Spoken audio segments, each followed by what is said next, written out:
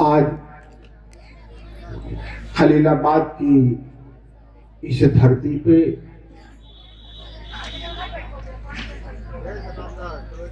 मैं सारे उलमा कराम का, बुजुर्गों का, नौजवान साथियों का और खास तौर पर हमारी माँ बहनों का और विशेषकर बिहार से आए हुए माननीय मुख्यमंत्री श्री नीतीश कुमार जी के प्रतिनिधि भाई वाल्मीकि सिंह जी का और उनके साथ आए हुए भाई रत्नी सादा जी का, जेडीयू के पूर्व प्रदेश अध्यक्ष भाई आरपी सिंह पटेल जी का मैं शुक्रगुजार हूं कि आप सभी ने अपना समय खलीलाबाद में इस सभा में, संपूर्ण स्वराज रैली की सभा में आप सभी ने अपना समय दिया। मैं खास तौर पर पीस पार्टी के साथियों और किसान पार्टी के साथियों का शुक्रिया अदा करता हूं कि आज कटाई बुआई का दिन है और कोई पार्टी भी आज सभा नहीं कर पा रही। हमारा क्षेत्र खलीलाबाद ये किसान बाहुल्य क्षेत्र है, रोजी रोटी किसानों से चलती है। उसके बाद भी आप सभी लोग आए,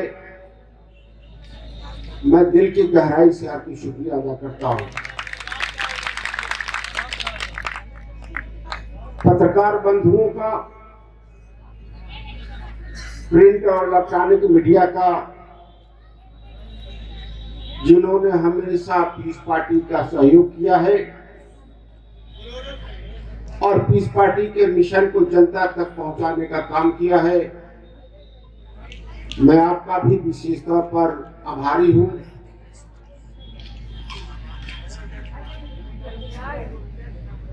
पुलिस और प्रशासन का जिन्होंने सहयोग किया है उनका भी आभारी है।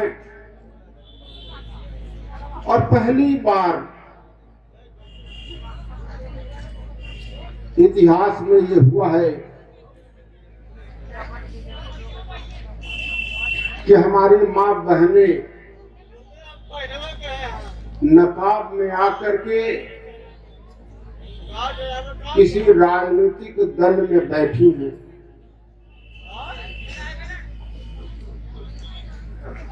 मैं उनका खास तौर पर शुक्रिया अदा करता हूं। ये तब्दीली है, ये बदलाव है और यही तब्दीली तो बदलाव इंकलाब कहलाती है। और मैं ये मानता हूं कि इंकलाब की शुरुआत हो गई और मैं इसलिए और भी ज्यादा खुश हूं कि ये सभा उलमा कराम के नेतृत्व में हुआ है, जिन्होंने कभी राजनीति से कोई सरोकार नहीं रखा, उन्होंने पहल की है।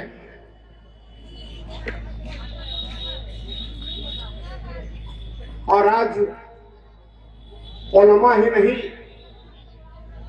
बल्कि मुअल्लमा ने भी वो बात रखी है जो एक मुसलमान को जानना चाहिए। यास्मीन जी ने, जो एक मुअल्लमा है, एक आलिम है,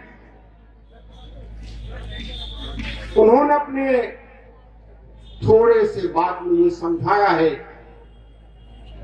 कि इंसानों को और खास तौर पर मुसलमानों की दोनों जहानों की कामयाबी किस चीज में है। उन्हें वोट के बारे में बताया और संघर्ष के बारे में बताया। वोट ये आपकी जिम्मेदारी, ये बात बिल्कुल सच है कि आप जिंदा नहीं रह सकते। ये मेरे रब का हुक्म है और हमारे नबी का तरीका है। यही काम मर्यादा पुरुषोत्तम राम ने किया और यही काम मर्यादा पुरुषोत्तम कृष्ण ने किया। अन्याय के खिलाफ संघर्ष, और यही हमारे नबी ने किया और यही अल्लाह का हुक्म भी है। अगर अन्याय के खिलाफ आप संघर्ष नहीं करेंगे तो आपको रह पाना मुमकिन नहीं है। अगर आगे बढ़ना है तो आपको संघर्ष करना पड़ेगा। और मेरे रब ने कहा है और हमारे नबी ने करके दिखाया है कि जब तक जान और माल दोनों नहीं लगेगा तब तक दुनिया और आखिरत में कामयाबी नहीं हो सकती। तो ये बात आपको समझनी पड़ेगी। और नेता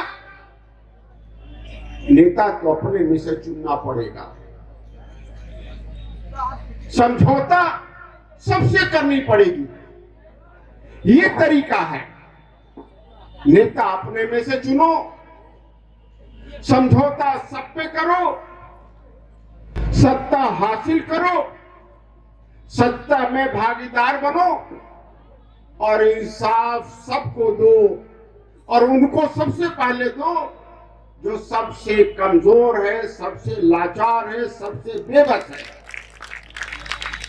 यही तो धर्म है और यही इंसानियत है और यही पीस पार्टी का मकसद है जो पीस पार्टी करना चाहती। इसलिए साथियों तैयार हो जाइए। अगर आप बैठे रहेंगे तो नीचे चलते रहेंगे।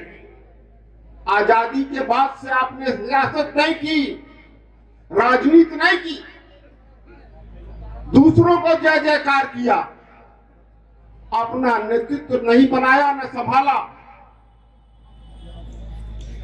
और यही वजह है कि हम कमजोर से कमजोर, लाचार, बेबस होते चले जा रहे हैं।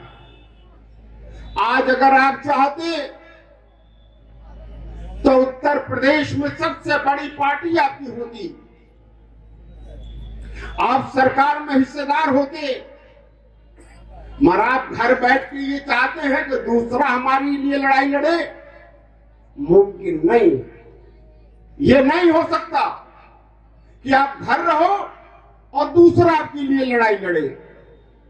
इसलिए साथियों यह जरूरी है कि अपनी ताकत भी देना पड़ेगा। जो लोग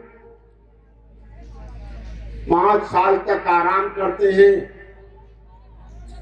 अगर रैली में नहीं आ सकते, सभा में नहीं आ सकते, राजनीति समझ नहीं सकते, तो लड़ाई कैसे लड़ेंगे? जिनको फुर्सत बैठने की नहीं है वो जान माल कैसे लगाएंगे? इसलिए ताकत दिखानी पड़ेगी, सबको इकट्ठा होकर के संघर्ष करना पड़ेगा, जद्दोजहद करना पड़ेगा, तभी कामयाबी मिल पाएगी। वक्त बहुत हो गया है, बहुत तो मैं और कहना नहीं चाहता। मैं MIM के सभी साथियों से माफी चाहता हूं क्योंकि हमारे मेहमान को ये पता नहीं था कि 2022 में MIM और पीस पार्टी और जन अधिकार पार्टी और छोटी पार्टियों ने मिलकर के चुनाव लड़ा है। हम लोग उनके सहयोगी हैं।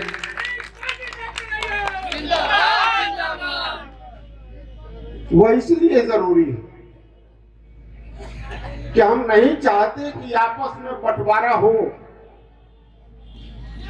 और हमेशा सबके साथ मिलकर हम रहना चाहते हैं। मगर एक बात तय है कि हम मिलकर रहना तो चाहते हैं, मगर अपना हक और हिस्सेदारी भी चाहते हैं। सत्ता में हक हिस्सेदारी भी चाहते हैं। इसलिए चाहे जनता दल यू हो, चाहे समाजवादी पार्टी हो, चाहे बसपा हो, कांग्रेस हो, सबसे हम समझौता करना चाहते हैं। मगर बात बिल्कुल साफ है, आप इसको समझ लें। समाजवादी पार्टी है, पिछड़ों के नाम पर सरकार बनाई, मुसलमान झूठी उम्मीद रखा है, क्योंकि सारे पिछड़ों को उन्होंने जब न्याय नहीं दिया, उनको बराबर नहीं समझा। जो अपने को हिंदू कहते हैं तो फिर मुसलमान को कैसे दे सकते? एक भाई ने सही कहा कि आजम खान साहब 20 नहीं 40 साल से सियासत कर रहे हैं और 8 बार विधायक लगातार रहे। कभी ऐसा नहीं रहा कि विधानसभा या लोकसभा का न हो। 2 साल जेल पूरा परिवार उनका रहा। मगर अखिलेश जी जब वो मंत्री थे तो दूसरे नंबर के मंत्री रहे। 2 साल जेल में पूरा परिवार रहा, मगर जेल में जाना तो दूर, मिलना तो दूर, उनका नाम लेने को भी तैयार नहीं। तो आप सोचो कि आप जबरदस्ती वोट दोगे तो क्या आपका ख्याल रखेंगे? तो पार्टी जो नेता पिछड़े हिंदू भाइयों को, दलित भाइयों को, सवर्ण भाइयों को बराबर इंसाफ नहीं देता तो मुसलमान को क्यों देगा? यही मायावती जी का है। दलित की पार्टी है,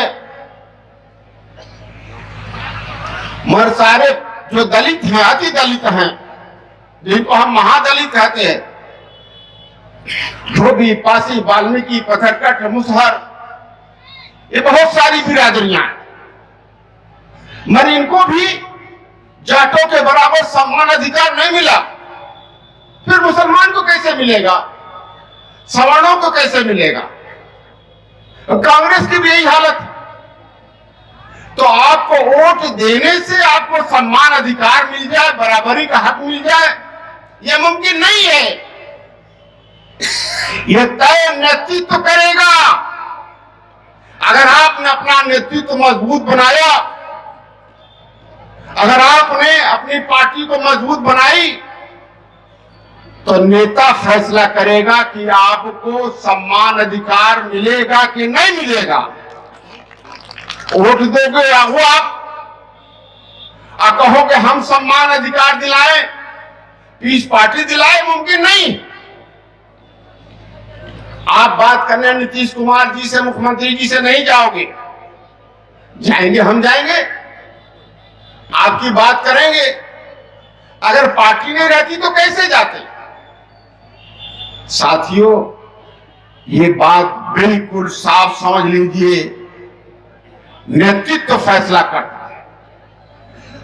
आजम खान समाजवादी पार्टी से आप हक नहीं मांग सकते, कोई और सपा का नेता नहीं मांग सकता, वो तो मातहत है, वो कैसे मांग सकता? इसलिए एक बात बिल्कुल समझ लीजिए, अगर आपने पीस पार्टी को मजबूत किया तो पीस पार्टी से समझौता सपा भी करेगी, बसपा भी करेगी, कांग्रेस भी करेगी, नीतीश कुमार जी भी करेंगे। अगर नहीं किया तो कोई नहीं करेगा। यह आपको फैसला करना है। इसलिए जितने लोग यहां भाई हमारे हैं, वो साफ साफ समझ ले अगर जिंदा रहना है, बावकार रहना है, आगे बढ़ना है, हक इंसाफ लेना है और हुकूमत हासिल करके सब कौमों को इंसाफ देना है, दलित को, पिछड़े को, सवर्ण को, मुसलमानों को अगर सबको देना है तो यकीन मानो आपको सत्ता चाहिए, सत्ता की हिस्सेदारी चाहिए। इसके बिना कुछ हासिल होने का नहीं। ये मौका है। नीतीश कुमार जी एक ऐसे मुख्यमंत्री हैं जिन पर पूरा भारत भरोसा करता है। आज पूरा भारत भरोसा कर रहा है। उन्हें भाजपा के सामने, माननीय नरेंद्र मोदी जी के सामने एक विकल्प मानता है कि इस देश को एक विकल्प दे सकते हैं और इस विकल्प में अगर सभी लोग जुड़ जाते, सभी छोटे दल, मझोले दल, क्षेत्रीय पार्टियां जुड़ जाती हैं तो एक विकल्प बन सकता है। भाजपा को बदल करके और सरकार बनाई जा सकती है, मगर ये घर बैठ के नहीं होगा। ये संघर्ष करना पड़ेगा, जान भी लगानी पड़ेगी और माल भी लगानी पड़ेगी। जब तक ये नहीं होगा कुछ मुमकिन नहीं है। आखिर में मैं आए हुए सभी मां बहनों का, उलमाए कराम का, हमारे मेहमान वाल्मीकि सिंह जी का और अपने सादा जी का मैं विशेष धन्यवाद देता हूं कि आप सभी ने आए। माननीय मुख्यमंत्री नीतीश कुमार जी के प्रतिनिधि के रूप में मैं आप सभी का शुक्रिया अदा करता हूं और यहाँ के क्षेत्रीय पार्टियों सपा, बसपा और कांग्रेस से ये उम्मीद करता हूं कि जब तक सभी पार्टियां इकट्ठा न हो जाएंगी तब तक भाजपा का विकल्प बनना मुमकिन नहीं है। इसलिए सभी अपने अहम को छोड़ करके सब मिले और नीतीश कुमार जी को नेतृत्व दें, क्योंकि वो एक ऐसा चेहरा है जिस पर पूरा भारतवर्ष विश्वास कर रहा है। इसी के साथ मैं सभी लोगों का शुक्रिया अदा करते हुए अपनी बात को ही खत्म करता हूँ। धन्यवाद।